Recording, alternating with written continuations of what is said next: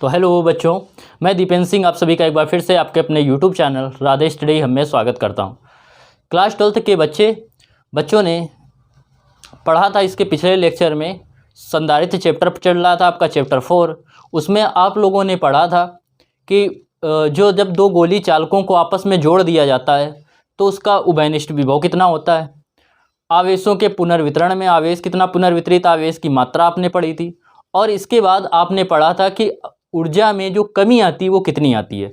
काफ़ी बड़ा डेरिवेशन था, लंबा चौड़ा था, आप सभी ने अवश्य देख लिया होगा और आपको लेक्चर पसंद आया होगा। इसमें देखो समझेंगे कि अभी तक आप लोग पढ़ रहे थे संधारित्र, वो जो क्या था, गोली चालक, गोली संधारित्र। अब पढ़ेंगे समांतर प्लेट संधारित्र।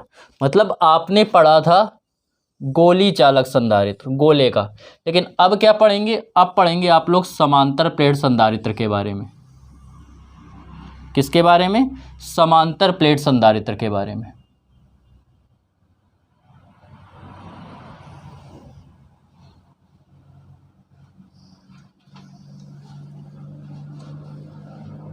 इस समांतर प्लेट संधारित्र के बारे में पढ़ेंगे। तो देखो इन दोनों में जब आपके पास पहले से गोली चालक संधारित्र था तो इस समांतर प्लेट संधारित्र की ज़रूरत क्यों पड़ी? जब गोली संधारित्र था तो आपको समांतर प्लेट संधारित्र की ज़रूरत क्यों पड़ी? तो आप समझिए ऐसा क्यों हुआ। सबसे पहली चीज़ तुझे कि जो गोली चालक संधारित्र होता है तो पहली तो हमें ज़रूरत ये थी कि इसमें एक कमी थी कि इसकी जो धारिता होती है वो बहुत कम होती है।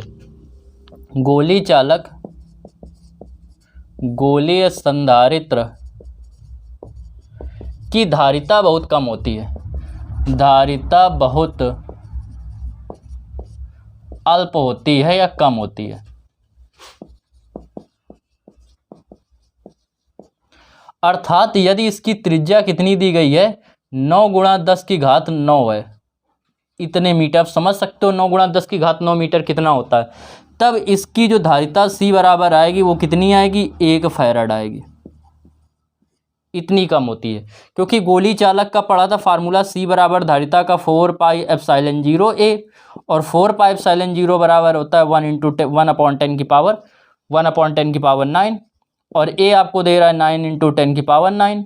कट गया A, मतलब त्रिज्या। ये क्या है? A। तो ये क्या हो गया? बचा 1।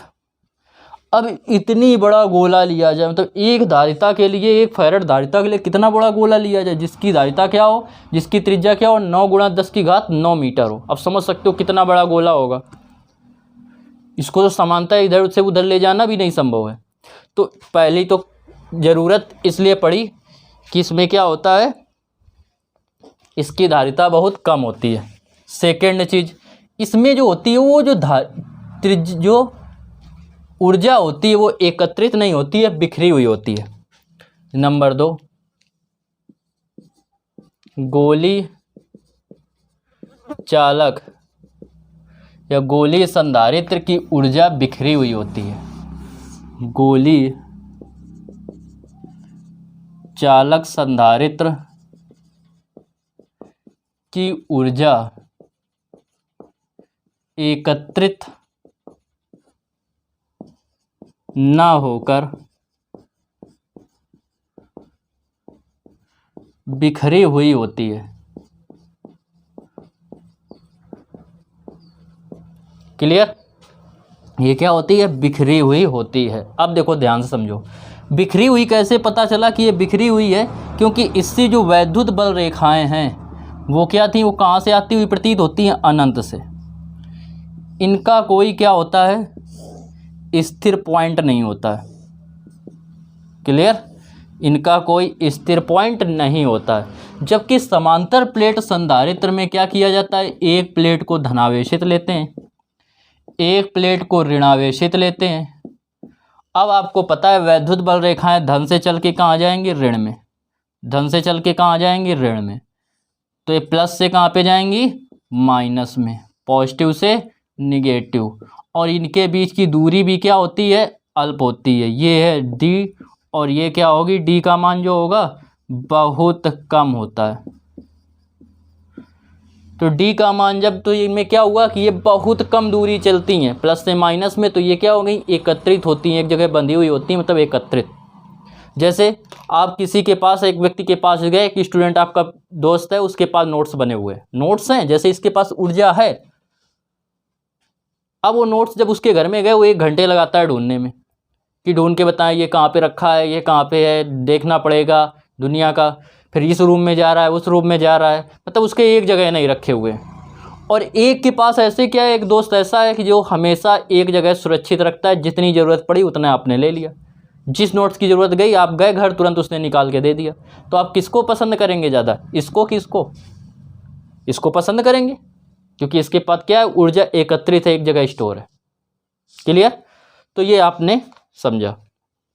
अब देखो ध्यान दीजिए, अब आपको ये पता चल गया कि जो समांतर प्लेट संधारित्र की हमें ज़रूरत क्यों पड़ी, किन कारणों से पड़ी। क्योंकि गोली संधारित्र की धारिता बहुत कम होती है, इसका जो कैपेसिटेंस होता है वो वेरी लो होता है, capacitance of spherical capacitance is very low. दूसरी चीज़, इसकी जो ऊर्जा होती है वो क्या होती है, स्टोर्ड ना होकर क्या होती है, फैली हुई होती है, एक्सपेंडेड होती है, फॉर्म में होती है। क्लियर? अब बात करते हैं समांतर प्लेट संधारित्र की धारिता की। तो समांतर प्लेट संधारित्र क्या होता है, संधारित्र क्या होता है, आपको बताया था, किसी चालक के आकार में परिवर्तित किए बिना यदि उसमें हम क्या करें, आवेश की पर्याप्त मात्रा संचित कर सके तो उसे क्या कहते हैं, संधारित्र कहते हैं।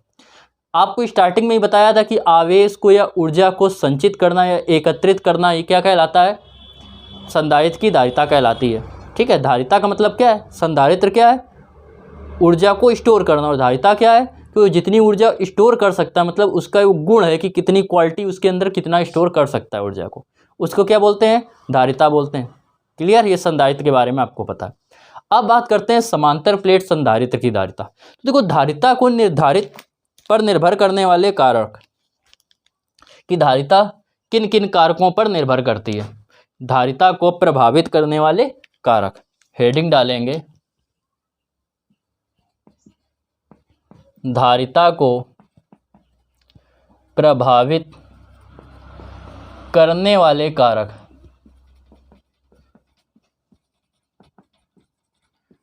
कौन कौन से रीजन हैं, ऐसे कौन से रीजन हैं जो धारिता को प्रभावित करते हैं। जैसे आपकी कैपेसिटी को कौन निर्धारित करता है, खान पीन, आपका रहन सहन, ठीक है, आपकी दिनचर्या निर्धारित करती है कि आपके अंदर कितनी एनर्जी होगी, आप कैसे होंगे। सेम इसमें होता है कि इस पर भी किस किस कारणों पर निर्भर करता है। तो सबसे पहले तो देखो संधारित्र क्या होता है, समांतर प्लेट संधारित्र कैसे बनाते हैं। तो समांतर प्लेट संधारित्र में 2 प्लेटें लेते हैं जिनके क्षेत्रफल क्या होने चाहिए, अनुप्रस्थ परिच्छेद क्षेत्रफल समान होने चाहिए। 2 प्लेटें होती हैं जो एक दूसरे से अल्प दूरी पर स्थित होती हैं।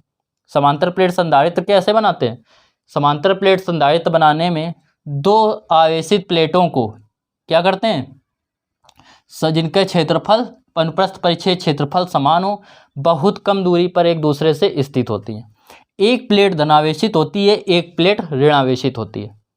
आपको जो इंटर लेवल में पढ़ने को मिलेगा वो मिलेगा दोनों पे समान आवेश होता है, लेकिन ऐसा अवश्य नहीं है कि दोनों पे समान आवेश ही हो।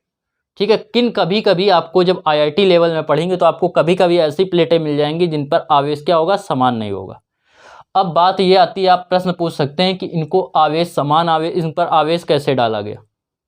ठीक है, तो आप कहेंगे इससे उठाया इलेक्ट्रॉन इसमें रख दिया, इससे उठाया इसमें रख दिया। जब इसमें इलेक्ट्रॉन रख दिया तो कहोगे इस पे ऋण आवेश हो गया, इस पे धन आवेश। तो क्या भैया किसी पदार्थ पे ऊपर फैले हुए इलेक्ट्रॉन होते हैं जो आप पकड़ेंगे और उठा के रख देंगे, पकड़ेंगे और उठा के रख देंगे, ऐसा तो होता नहीं है। तो इलेक्ट्रॉन को कैसे इनको आवेशित किया जाता है, तो इनको एक प्लेट को बैटरी के धन ध्रुव से जोड़ देते हैं और दूसरी प्लेट को बैटरी के ऋण ध्रुव से जोड़ देते हैं। तो एक पर क्या होगा, निगेटिव चार्ज, यहाँ से इलेक्ट्रॉन क्या होंगे, प्लस से इलेक्ट्रॉन चलते हैं और माइनस से इलेक्ट्रॉन एंट्री करते हैं। बैटरी क्या करती है, इलेक्ट्रॉन कहोगे इलेक्ट्रॉन प्रदान करती है, नहीं भैया, बैटरी का काम क्या होता है, इलेक्ट्रॉनों की गति को निरंतर बनाए रखना, बस धारा नहीं प्रवाह करती है, इलेक्ट्रॉनों की गति को निरंतर बनाए रखती है। और इलेक्ट्रॉन अगर इस तरफ चल रहे हैं तो धारा किस तरफ चलेगी, धारा इस तरफ चलेगी। ये इलेक्ट्रॉन इस तरफ चल रहे हैं तो धारा किस तरफ चलेगी, इस तरफ चलेगी। क्लियर, इलेक्ट्रॉन इस तरफ चल रहे हैं, धारा इस तरफ।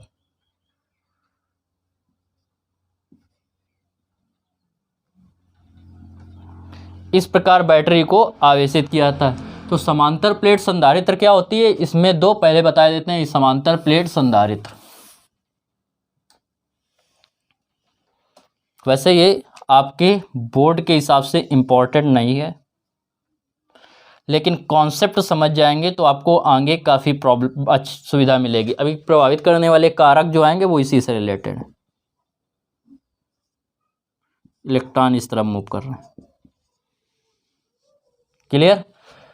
तो देखो भैया, समांतर प्लेट संधारित्र क्या होता है। समांतर प्लेट संधारित्र, इसमें क्या होता है कि इसमें एक समान अनुप्रस्थ परिच्छेद क्षेत्रफल वाली, एक समान अनुप्रस्थ परिच्छेद क्षेत्रफल वाली दो प्लेटों को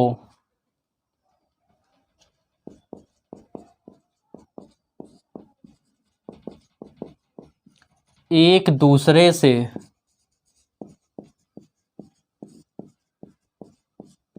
अल्प दूरी पर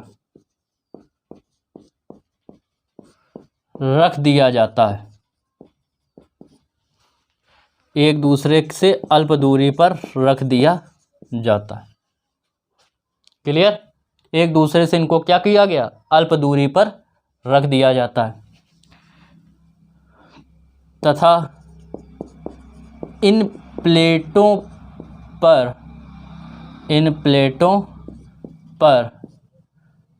आवेश विपरीत प्रकृति के होते हैं।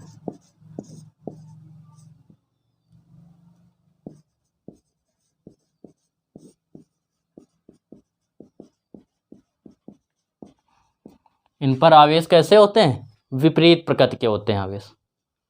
एक पर पॉजिटिव है तो दूसरे पर निगेटिव है। तो ये हो गई आपकी समांतर प्लेट संधारित्र की धारिता। बात करते हैं इसमें संधारित्र की धारिता को प्रभावित करने वाले कारक। संधारित्र की धारिता को प्रभावित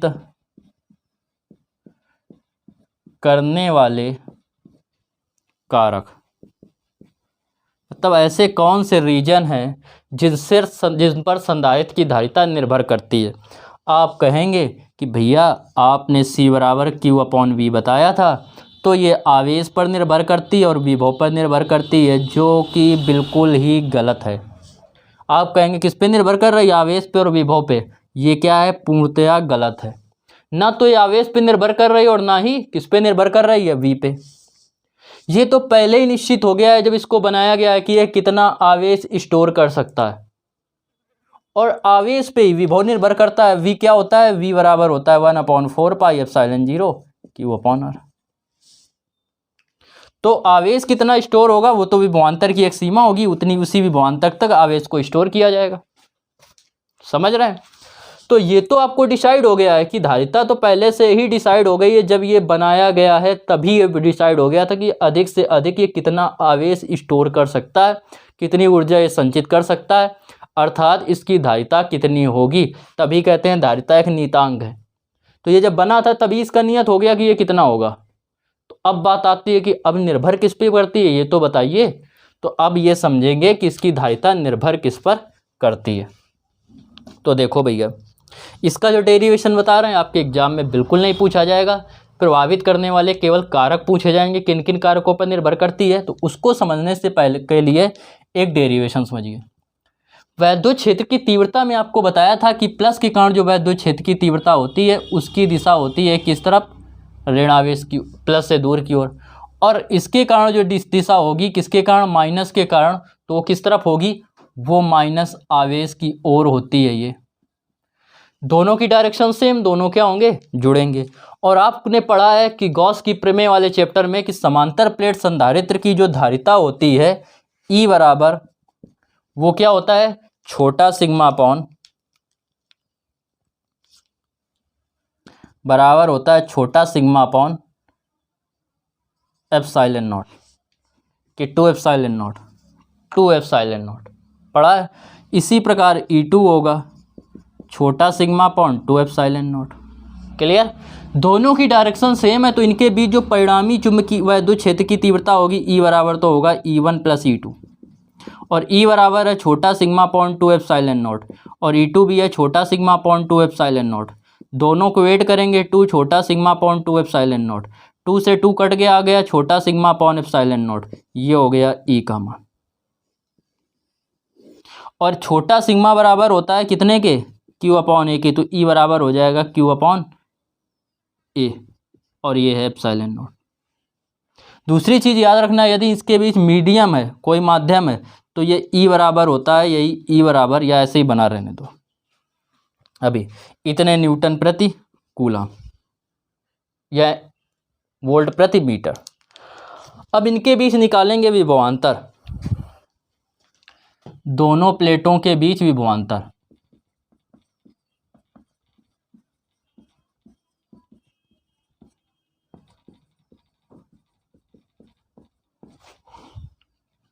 V बराबर, जब V बराबर लेंगे तो V बराबर क्या होगा, होता है E इंटू डी।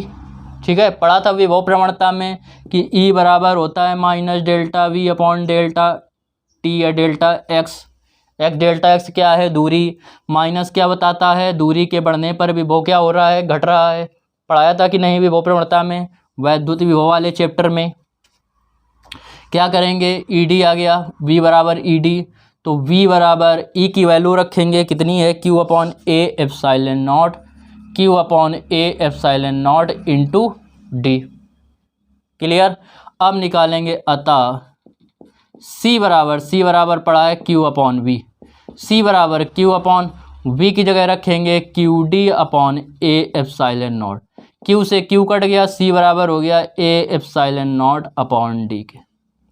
किस पे C तो हो गया नीतांक, तो C प्रोपोर्शनल टू किसके है, A के, C रेसिप्रोकल किसके है, D के। और यदि कोई माध्यम हो तो माध्यम होने पर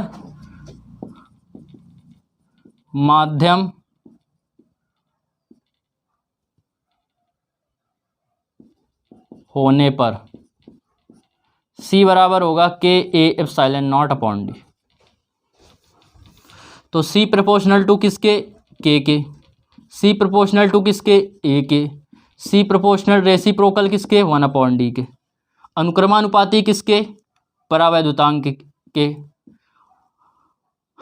और अनुक्रमानुपाती किसके, क्षेत्रफल के, और व्युत्क्रमानुपाती किसके, बीच की दूरी D के। अर्थात दूरी जितनी कम होगी उतना इसकी धारिता क्या होगी, अधिक होगी। इसीलिए क्या लेते हैं, दूरी बहुत कम लेते हैं, अल्प दूरी लेते हैं।